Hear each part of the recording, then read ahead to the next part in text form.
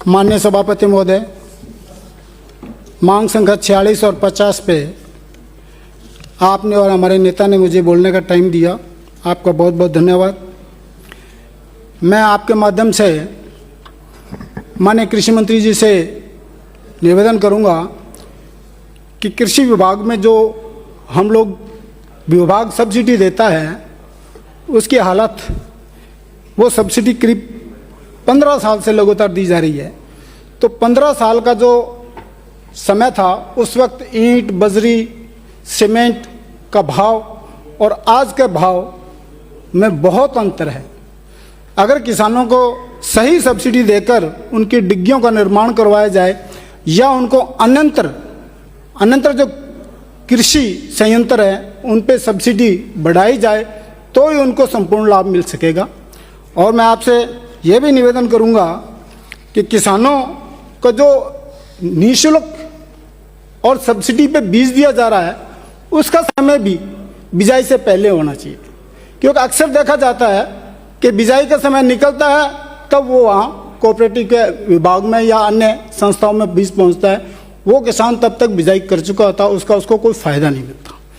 और मैं आपसे ये भी निवेदन करूंगा कि अगर किसानों को हम मिश्रित खेती की ओर प्रोत्साहित करें तो छोटे किसान जो कम जमीन वाले हैं वो जिंदा रह सकते हैं, उनको लाभ मिल सकता है। इसके अलावा जैविक खेती पर हम बात तो जो करते हैं, लेकिन जैविक खेती पर किसानों को प्रोत्साहन के रूप में कुछ नहीं दिया जाता। और प्रथम अगर वो जैविक खेती शुरू करता है तो उसको उत्पादन कम होता है, तो उस कम उत्पादन के एवज में सरकार उनको सहायता दे तो धीरे धीरे उनका उत्पादन बढ़ेगा और वो खेती सही ढंग से कर पाएंगे और उनको लाभ मिलेगा। माननीय सभापति महोदय, आपके माध्यम से मैं मंत्री महोदय से यह भी निवेदन करूंगा, श्री गंगानगर हनुमानगढ़ जिला पूर्णतः कृषि आधारित जिला है। अन्य किसानों के लिए कोई रोजगार का संसाधन नहीं है। तो जो सीनियर स्कूल हैं ग्रामीण क्षेत्र में 10 किलोमीटर परिधि में किसानों के बच्चे पढ़ते हैं, प्रत्येक स्कूल में उन स्कूलों के पास में कृषि योग्य भूमि भी है, तो कृषि सब्जेक्ट खोला जाए जिससे वो बच्चे कृषि में नवाचार कर सकेंगे। इसके अलावा जो ग्रामीण क्षेत्र हैं उसमें अगर उपखंड स्तर पर एक एग्रीकल्चर कॉलेज खोला जाए तो किसानों के बच्चों को बहुत बड़ा फायदा होगा। आने वाले टाइम में जिस प्रकार रोजगार की बात करते हैं तो नौकरियां तो खत्म हो चुकी है, लेकिन किसान के बच्चे अपना जो पैतृक धंधा है कृषि, उससे अपना जीवन यापन कर सकते हैं। और मैं आपसे ये भी निवेदन करूंगा सभापति महोदय आपके माध्यम से कि 2022-23 में सरसों की फसल का पाले से खराबा हो गया था। उस वक्त 2 करोड़ 53 लाख रुपए सरकार ने मुआवजा मंजूर किया, परंतु मैंने क्वेश्चन लगाया, उसमें यह कहा कि किसानों के खाते में वो राशि डाल दी गई। और मैंने मौके पे मेरे विधानसभा क्षेत्र का क्वेश्चन था, जाके चेक किया किसी किसान के खाते में, जबकि बैंक का नाम, उस किसान का नाम और उनका खाता संख्या लिखा था, पैसा नहीं पहुंचा आज तक। तो सदन को भी प्रश्न के हिसाब से गुमराह किया गया।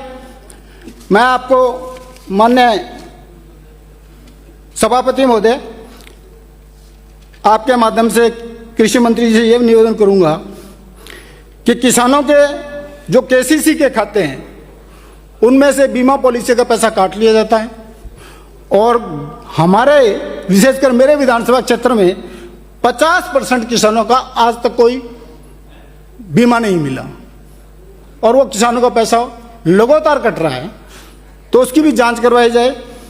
और मैं एक मांग करूंगा आपसे कि 2022 के अंदर धांधड़ा बरानी के अंदर फूड पार्क बनाने के लिए भूमि चिन्हित की गई थी और उस पे जैसे सरकार आई आज तक कोई कार्य नहीं हुआ। तो मैं आपसे निवेदन करूंगा इस फूड पार्क को भी आप शुरू करें। अगली मांग संख्या सहकारिता पे माननीय सभापति महोदय, मैं आपके माध्यम से मंत्री महोदय से निवेदन करूंगा।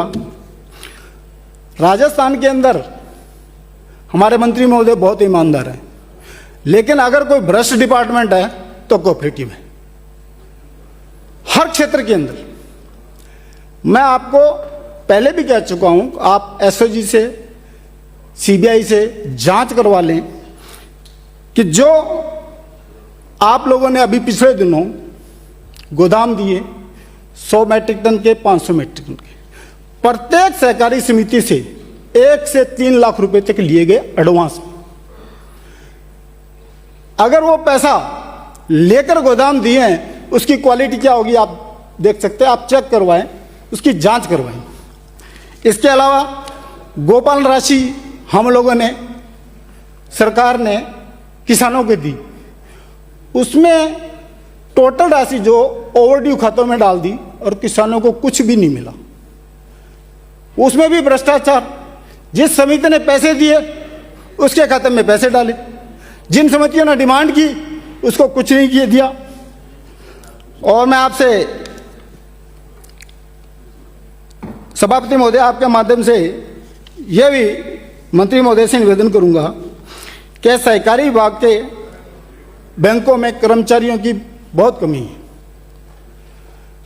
तो इन कमी को दूर करें जिससे किसान दर दर नहीं भटके और उनका काम समय पे हो। और सहकारी समितियों में जो व्यवस्थापक हैं, जो सहकारी समितियां बहुत कमजोर हैं, उनके व्यवस्थापकों को समय पे वेतन नहीं मिल रहा। सरकार ऋण माफ करके पैसा ले लेती है, वापस ऋण नहीं मिलने से वो किसानों को भी कुछ नहीं मिलता और उन लोगों की तनख्वाहें भी नहीं निकलती। तो इस प्रकार उनको एक कैडर बना के बैंक का कर्मचारी घोषित करें या उनको इस तरह की व्यवस्था करें ताकि उनके परिवार चल सके। माननीय सभापति महोदय, अभी मेरे साथी के भ्रष्टाचार की बात कर रहे थे, मैं आपको बताना चाहता हूं 2013 से 18 की सरकार के अंदर तत्कालीन सहकारी मंत्री जी ने बीमा पॉलिसी सहकारी बैंकों में किसानों के जो बीमे थे वो करवाए और एक भी पैसा उन किसानों को नहीं मिला। वो कैसे करवाए, किस कंपनी से करवाए, वो तो मंत्री जी जाने। लेकिन मेरा निवेदन है कि इस प्रकार उसके बाद में जब किसानों को पता लगा एक्चुअल स्थिति का, तो अगले साल बीमा नहीं हुआ। तो जो भ्रष्टाचार की बात करते हैं उन सबसे निवेदन करता हूं कि अवाम में सब एक जैसे हैं। मैं ज्यादा नहीं कहते हुए, माननीय सभापति महोदय, अभी केंद्र सरकार की किसानों की आय दुगनी की बात कर रहे थे। पिछले बजट में वित्त मंत्री जी ने केंद्रीय बजट के अंदर किसानों की जो केसीसी 3 लाख थी 7% वाली, जिसमें 3% सेंट्रल गवर्नमेंट देती है, उसको 5 लाख किया था। आज तक धरातल पे कुछ भी नहीं है। घोषणाएं की, ये कह रहे थे किसानों को राजी करने के लिए, वोट के लिए आप बात करते हैं, तो ये वोट के लिए किया था। मैं कह रहा हूं, मैं गया हूं, आज तक 5 का नहीं हुआ है। बैंक कह रहे हैं हमारे खाते में, हमारे पास कोई ऑर्डर नहीं है 5 लाख का। आप शांत रहे। तो माननीय विराजे आप सभापति महोदय, मैं आपके माध्यम से मेरे साथी, मेरे अजीज जाने वाले और कई साथियों ने यह भी कहा कि भी सरकार किसानों की 2000 में जब एनडीए सरकार आई थी तो हमारे बायोलॉजिकल महामहिम ने घोषणा की थी सरकार की आय दुगनी कर देंगे। 3 कानून लाए, 700 किसान शहीद हुए। इसके अलावा वो कह रहे थे कांग्रेस सरकार ने क्या किया, एनडीए ने 72,000 करोड़ किसानों का माफ किया और उस वक्त विश्व स्तर पर आर्थिक क्राइसिस चल रहा था। सरदार मनमोहन सिंह जी हमारे पूर्व प्रधानमंत्री जी ने आप ये नहीं कहेंगे कि अंकित नहीं है, क्योंकि जब मैं बोल रहा हूं वो की सोच रहे हैं, अंकित वाली बात नहीं करेंगे आप। 2 मिनट। मनमोहन सिंह जी ने, श्री गोपीचंद मीणा। मनमोहन सिंह जी ने 72,000 करोड़ माफ किए, सभापति महोदय, और आपके माध्यम विषम से क्राइसिस के अंदर राजस्थान के अंदर मांग छठा संख्या 46, मांग संख्या 50 पर कृषि और सहकारिता पर बोलने का बिराजिए, अवसर बिराजिए। दिया। धन्यवाद। माननीय सभापति महोदय, अरे बिराजिए, माननीय अंकित नहीं हो रहा आपका। बिराजिए, रायसिंह नगर से आने वाले माननीय सदस्य बैठिए। कह रहे हैं कि हम एनडीए ने बैठिए दिया बैठिए। पिछली बैठिए। बार 2018 से